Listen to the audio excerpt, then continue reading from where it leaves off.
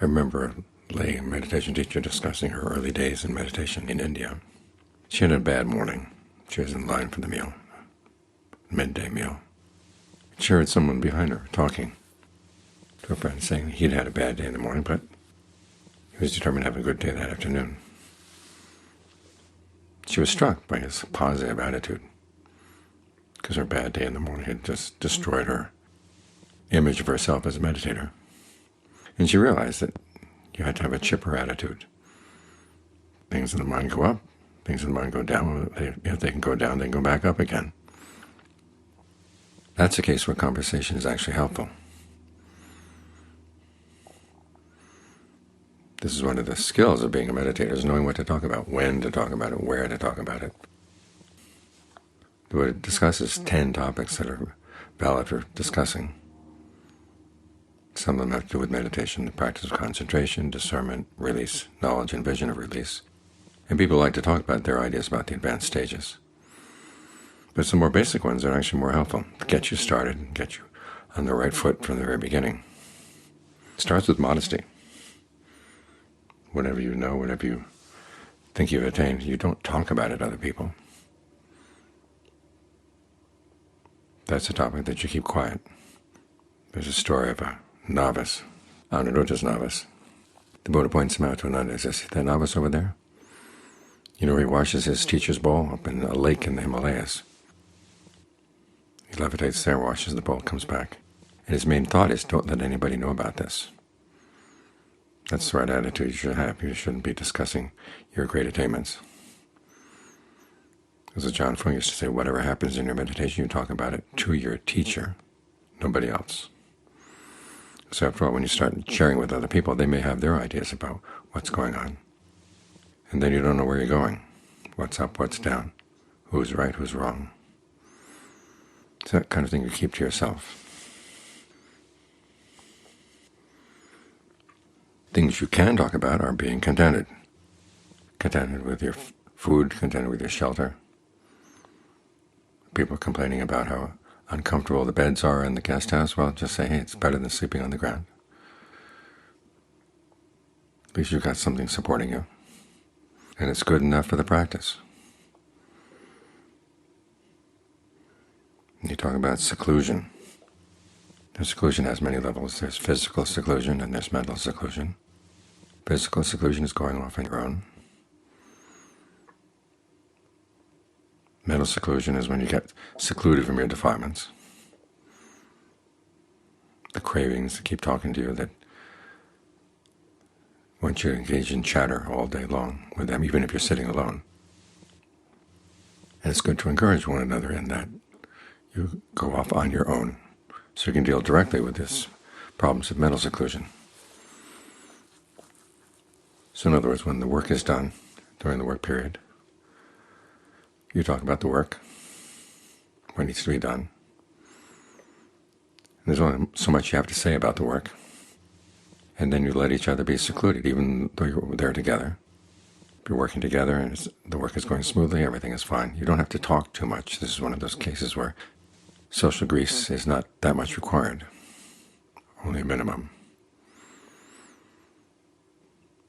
And then when the work is done, you encourage one another to go off and have some quiet time by yourself, so you can deal directly with what's coming up in the mind, not have to deal with other people's issues as well. Another good principle is non-entanglement. Again, this is one of those cases where the conversation gets started, and you don't try to just drag it on and on and on. Whatever needs to be settled, you settle quickly, and then leave it. The Buddha gives an example of a monk. He's visited by important people. They ask him questions about the Dhamma. He answers them to their satisfaction, and then he stops talking. He doesn't take this as an opportunity to string things out, to make more connections. You especially have to be careful with important people. You have to show that you're here for another purpose and not for social connections.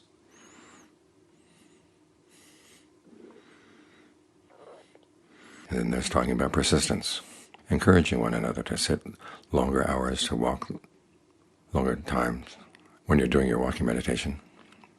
That's the kind of thing you should encourage one another. And your virtue. We encourage one another in our precepts. These are things we can talk about.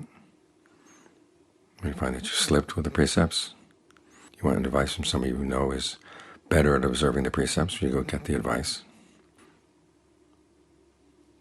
And then again, once the topic has been discussed, everything's been settled, you go back and you look for some more seclusion.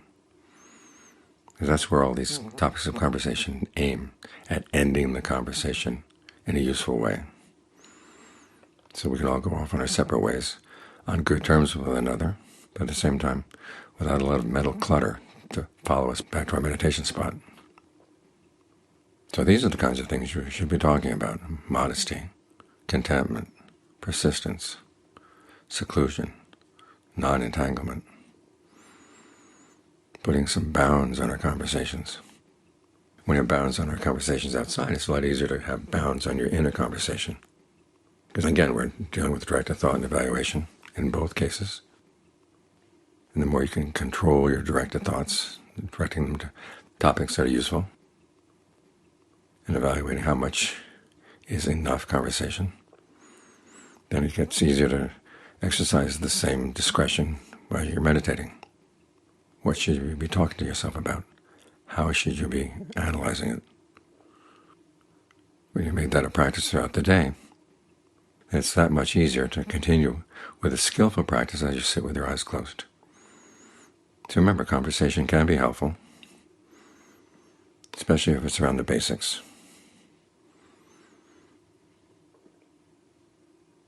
Because it's the basics that are often getting in the way, or lack of basics.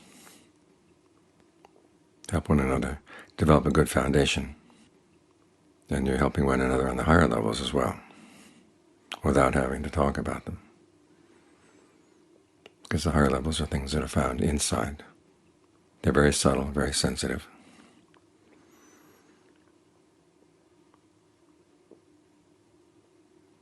So the less talk about that, the better. And the more talk about how to get there. Within bounds, of course. Then the better off we'll all be. And it'll be an aid to our meditation that we're here as a group, rather than an obstacle.